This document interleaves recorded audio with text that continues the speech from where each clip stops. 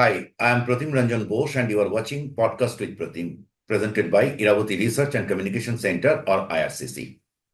I have with me senior journalist Sri Subir Bhaumik. Subir Da, as I call him, is a veteran Indian journalist, researcher, and author. He was BBC. He worked in BBC and Reuters in very senior positions. Has been covering East and Northeast India for pretty long. He writes columns in a host of foreign and Indian media.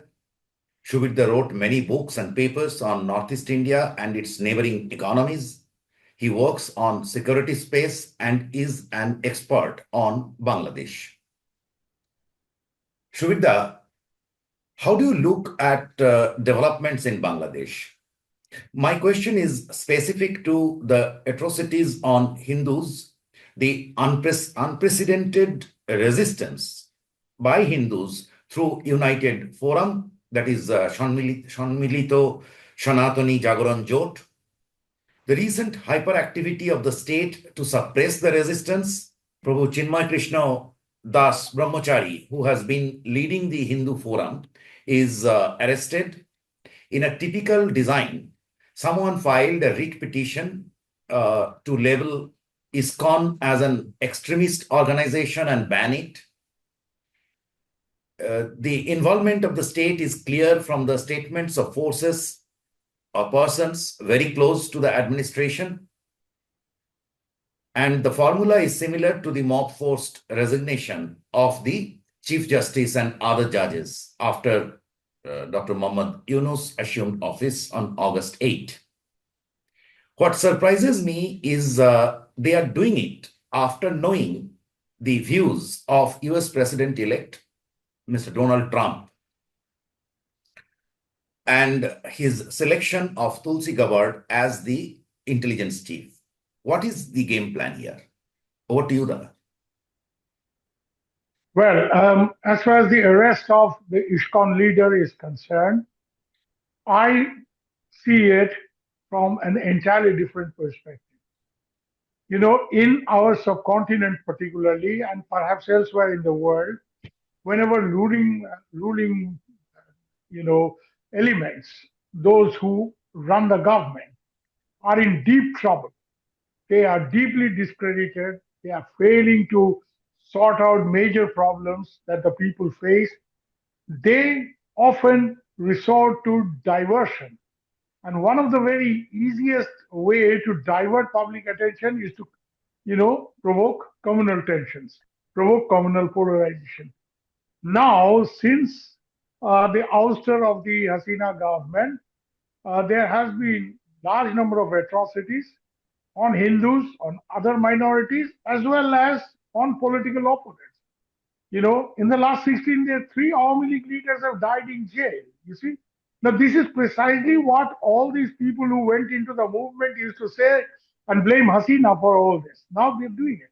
So, my point here is that this arrest of Chinmay, the ISKCON leader, is designed to provoke a Hindu reaction because this is the first time the Hindus in Bangladesh have come down to the street. They appear to be well organized, and this ISKCON leader has played a very major role, not only in mobilization of the Hindus, but also in raising the voice and in trying to internationalize the issue of atrocities on minorities. Something that makes Dr. Yunus and his cohorts very uncomfortable because they have depended on Western support for the regime change that happened. And if now you see, Pratim, the British parliamentary group report, which has just appeared, severely, sort of takes Yunus government to task. And they're saying that use of, cases as a weapon against the opposition, filing of false cases. Bangladesh, to say the least, has descended into mobocracy. Today, colleges are fighting colleges. I have a lot of friends in Bangladesh, and some of them are telling me that their sons are going to colleges with choppers, with weapons. And why is that happening? because they don't know when they will need that weapon to defend themselves, or maybe they are part of attacking somebody else. So Bangladesh has descended into a vendetta republic, as I wrote in Eurasia Review not so long ago. It has descended to mobocracy. Yunus, when he came to power, promised rule of law. There is anything but rule of anything in Bangladesh. It's just mob rule.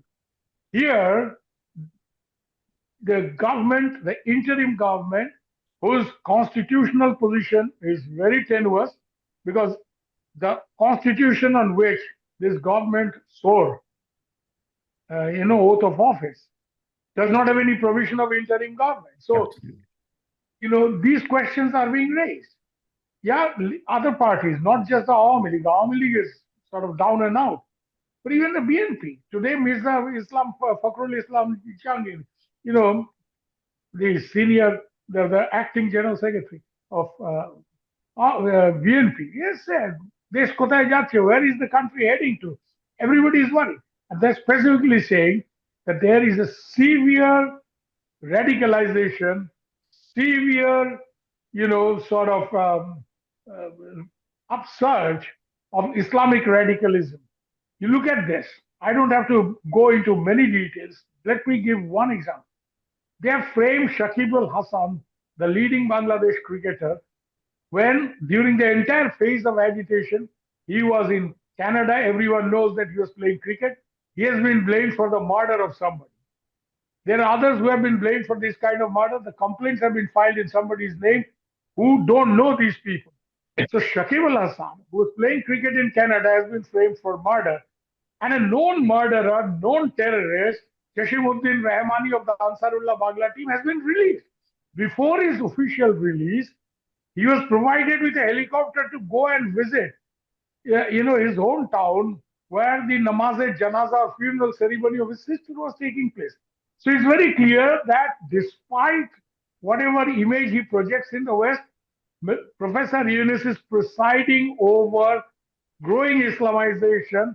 Everybody around him, are in the politics of Islamic radicalism. Now, when these questions are being raised, the easiest way is to create a situation in which the sentiment can be turned on communal lines. So here they arrested, the ISKCON leader. Immediately they knew that this time the Hindus have been organized, and this is the leader who is very popular. Not only Hindus, he's very popular even amongst Muslims who used to visit him. Even I have seen his pictures with Farhad Mazhar, who is one of the brains of this agitation. Yeah, against Sheikh Hasina.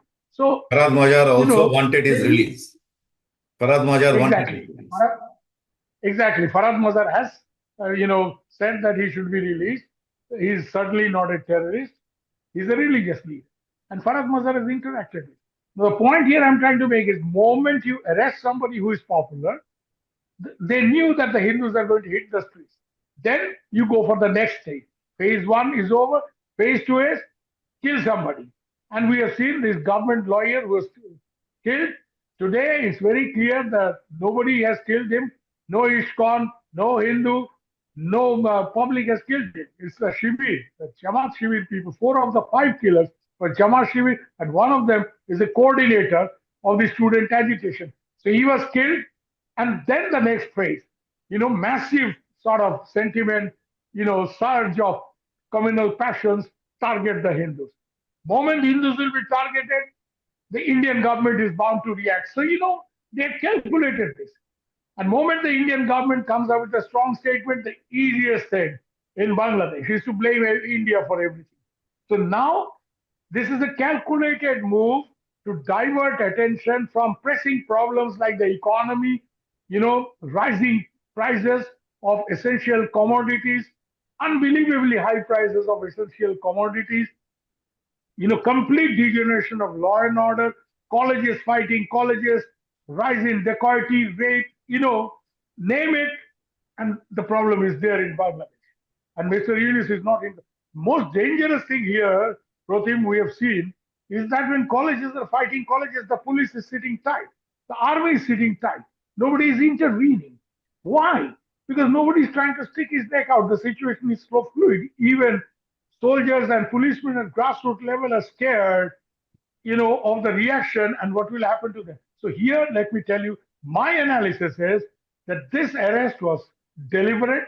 It was to provoke some kind of reaction, some kind of street reaction, and then, go for the kill. This is exactly what General Ershad did, towards the very end of his regime, when he was really facing a very popular, strong popular movement. He tried to divert it, and his famous mayor of Dhaka was instrumental in provoking communal riots. Attack the Hindus, they will be, divert the attention. This is precisely what they've done. Secondly, Really? Hmm. the reason for provoking this kind of a situation is to ensure, you know, during these Hindu protests or apparently Hindu protests, Hindus coming to the streets, a lot of secular Muslims have also joined them. A lot of ex-Awami League, a lot of secular Muslims have also joined them. It's like this, dosto, তুমি আন্দোলন করো আমি আসতেছি. You people start it, we will be there. And that has led to swelling of these numbers.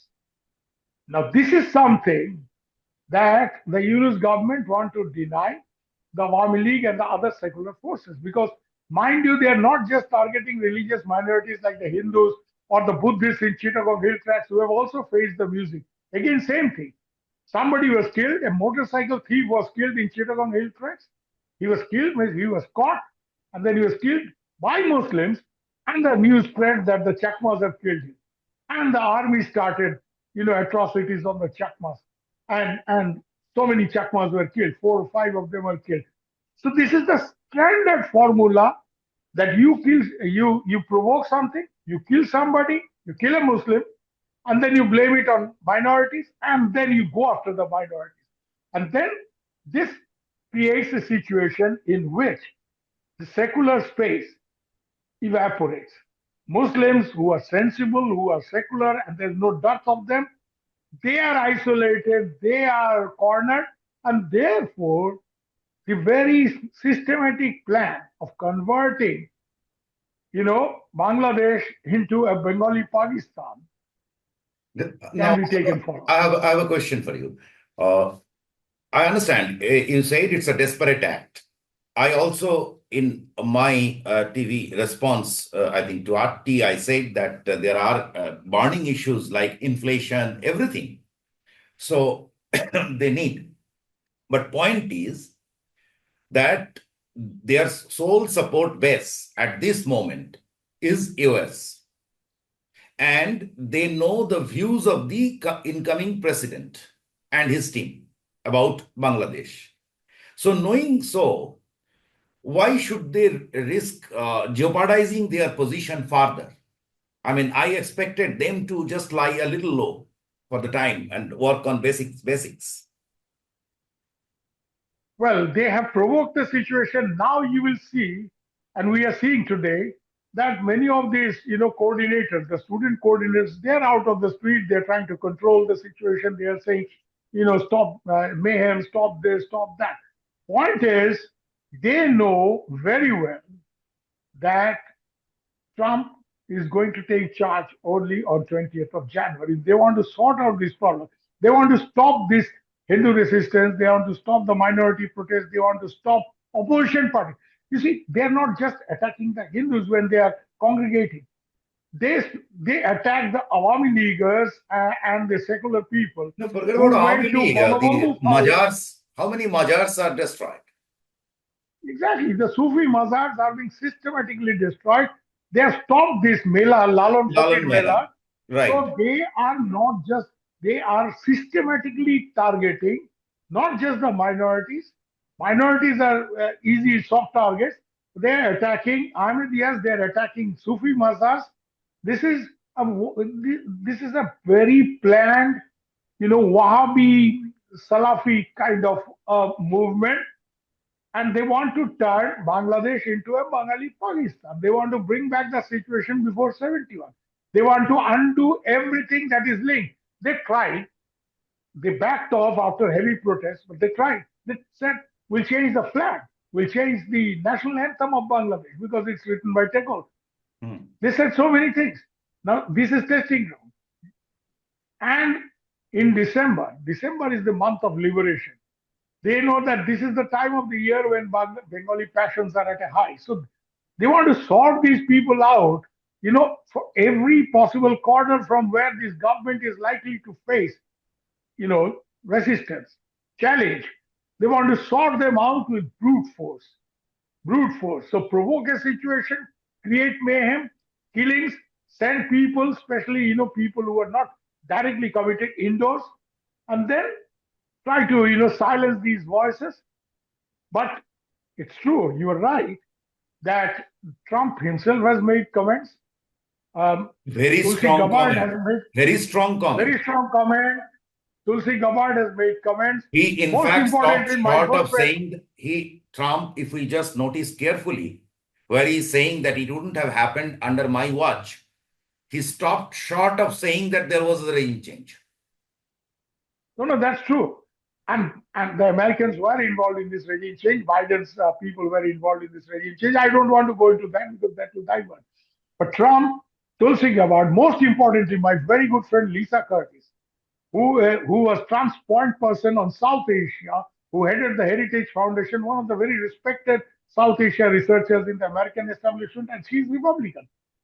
Have you seen she giving an interview to PTI that in the present changed circumstances, Islamic radicalism is sharply on the rise, and this is helping the cause of terrorists. Sheikh Hasina had handled. She actually said Sheikh Hasina had handled the terrorists better.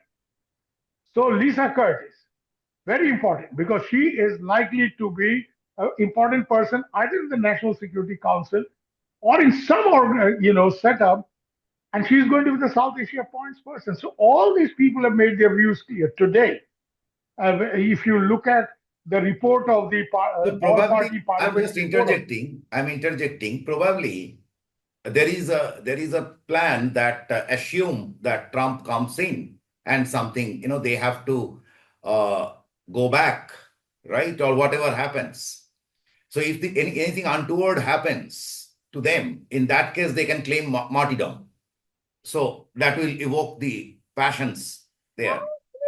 Yeah, but you know what, Pratim, you would have noticed that when these people, the sort of so-called student agitators, who actually Hizbut Tahrir people, most of them, when these people try to organize street protests to bring down the president, Mr. Shahabuddin Chuppu, have you seen the crowd in front of the presidential residence? Hardly 300 to 400 people. So, these people have clearly lost their popularity. People have seen through them that they are not students, they are not Chhatro Janata as they were claiming, they're all political people. And they have themselves, undermined their own cause by actually saying which political dispensation they belong to. And very interestingly, I want to draw your attention to the fact I did this story yesterday for India. These Islamist radicals are getting invited by China. A Jamaat, a team of Islamic political parties, mostly Jamaat, but also Nizam-e-Islam, Khilafat-e-Majlis, Hifazat-e-Islam. 16 of them are going to China. They have been invited. They're going there. The BNP delegation has already gone there. So, these people are trying to now realize that with the change of government in Washington, maybe Professor Yunus is not going to get the kind of mileage that he was getting with the Clintons in driver's seat with a Democrat dispensation. And therefore, they're turning to China. They're turning to China. They were heavily present, all these leaders, during the Chinese Cultural Night on 22nd of November. So, and the Chinese, well, I've dealt with the Chinese. I was part of the K2K, Kolkata Coming. The Chinese, well, they deal with anybody who is in power. They were dealing with Sheikh Hasina. They're trying to be close. Today, she's down and out. They won't even talk to her. So they're trying to try to understand that the Chinese ambassador, Mr. Yao Wen, believed to be the most active ambassador in Dhaka now, was the first to visit the Jamaat Islami central office in the last 15 years. So, it's very clear, and the Chinese are like business people. They know which way the wind is blowing. So, the fact that Professor Yunus may be the classic face of this dispensation, but it is clearly parties like Jamaat and the other Islamic radical groups who are calling the shots. And the Okay. way the Chinese are behaving makes it very clear. So here, possibly this dispensation, even Yunus warmed up to the Chinese. They said we need, solar power from China and stuff like that, knowing fully well that with the change of government in Washington, maybe the kind of backing he enjoyed previously is not going to be around. And the Trump administration, when it comes to Bangladesh or elsewhere in South Asia, may be more than willing to listen to the Indian point of view. That's the real fear of this government. Right, right. And this China treats, as you rightly said, that they did business with Sheikh Hasina, they will do business with whosoever is there, right? So that's a very good part of China. And but I don't think, I mean, there are a lot of talks about we will do this, we will build this Taj Mahal and whatever. But where is the money? The economy is in doldrums, serious doldrums. Completely. So Economy shattered. People economy can't go and get economy dollars was from banks. economy was in saline when Hasina left. Now it is in ICU somewhere, in my Absolutely. understanding. You just look at the Absolutely. You're right. number of factory closures you see, and you know that what is happening to tax collection, what is happening to No, this is absolutely. This is precisely the reason that you need to divert public attention from these pressing economic problems, the bread and butter issues. I'll give you an example. I have a lot of people, sisters, brothers in Bangladesh. Someone I call Bagi. This girl has over a period of time taken loans, and she had two shops, a beauty parlor and textile shop. She said during the Awami League time, the students of Awami League, the Chhatra League people would come, ask for some subscription. If they got 500 rupees, they would go away every month. Now, both the shops have been looted. This girl, this lady says she's on the streets. She's finished. So, these cases are abundant. So, it's precisely to divert attention from these bread and butter issues, the serious economic problems that you and I am aware of, that you have to divert attention to create this kind of a communal issue. You arrest somebody and you provoke a you, mayhem you create a communal and fire immediately and then escape the bigger debate. communal and then communal and then followed by an anti-India thing. We Right, have seen right. this during the floods. But I I think mean, my home they state have to Tripura, my house in Agartala was underwater, knee deep water because of the rains in the catchment of Gomoti River. And then, as happens, the water flows down. And all these people, including some people I respect, they started saying it Indians, so it has happened because of India. okay. The floods. So I expected anti-India. I mean, after the US election results, I expected anti-India rhetorics to rise simply because they would like to give so that, as you said, that US may leave it to India, as it was the case till the other day, to handle such things. If Uh, not leave, at least, listen more to India because, if they respect the script, which Biden's administration did, they had I, some other I plan. don't think Mr. Trump has time to get into this as insignificant a thing like Bangladesh. He has much bigger things to handle in the world. Yeah, of course. He has to handle Ukraine and Russia. He has to handle the Middle East. He He has has to to, handle his own handle economy. China. He is focused on his own economy.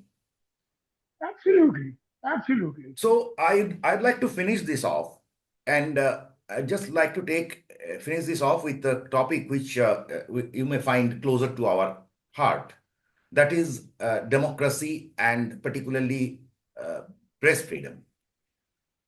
One of the claims, the basic grievance against Hasina by this Vaishamo Virodhi Andolan was of that she is anti-democratic.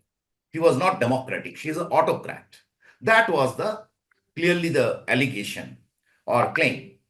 Now, do you think it is not 3 months have gone by, right? So now things should settle down a bit.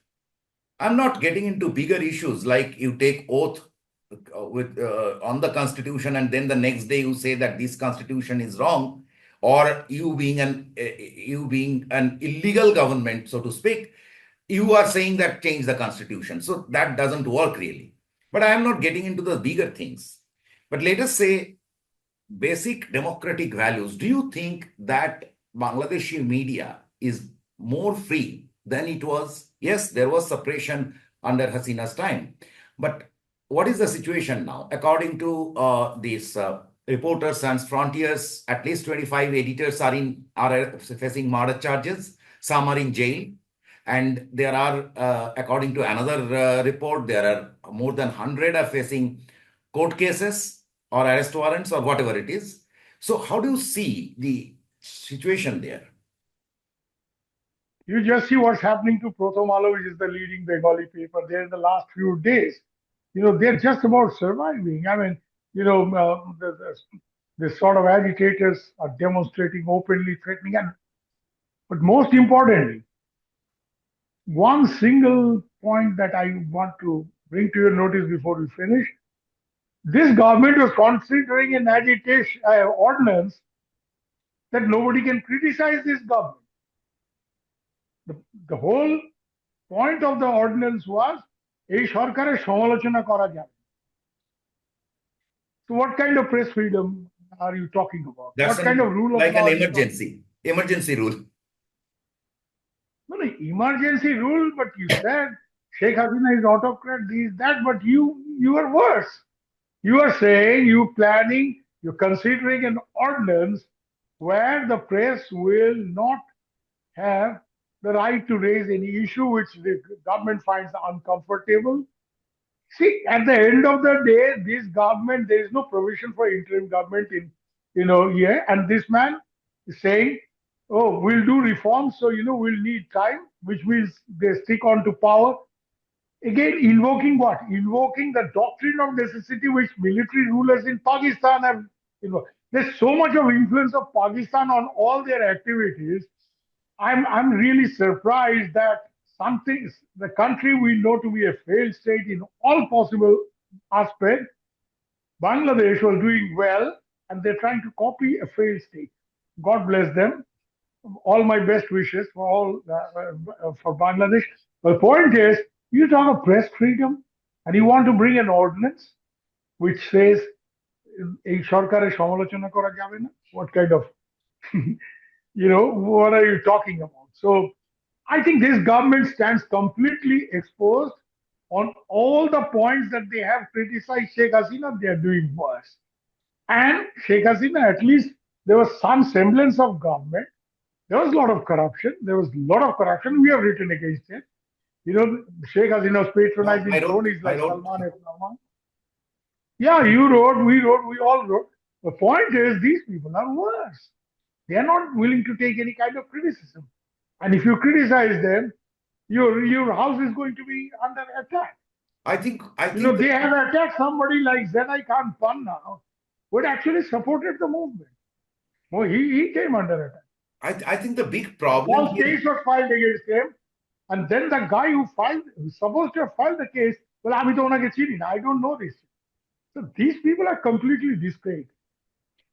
I think the big problem is that that extra legal or pseudo legal way of doing things is you are the judge, Supreme Court Chief Justice is resigning.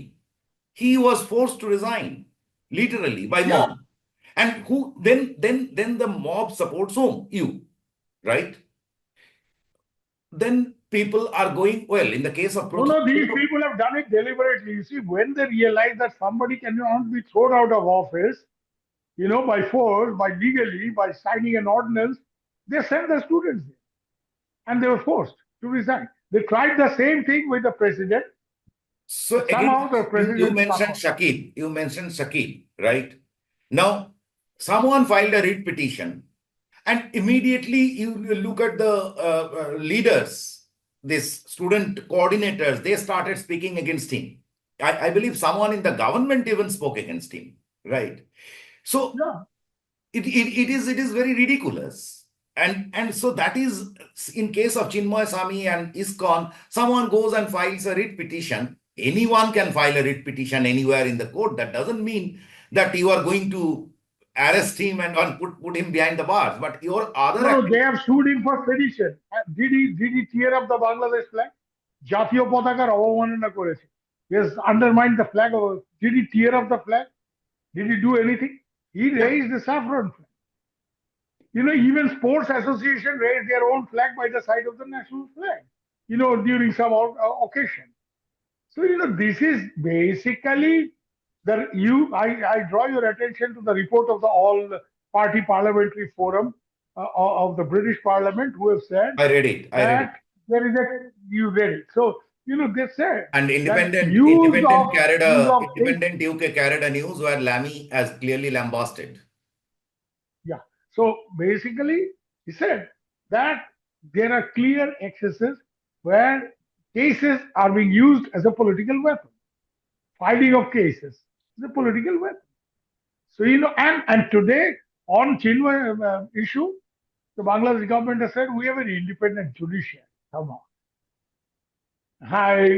I don't even feel like laughing at it. Independent judiciary. You suddenly remove somebody, you bring somebody else.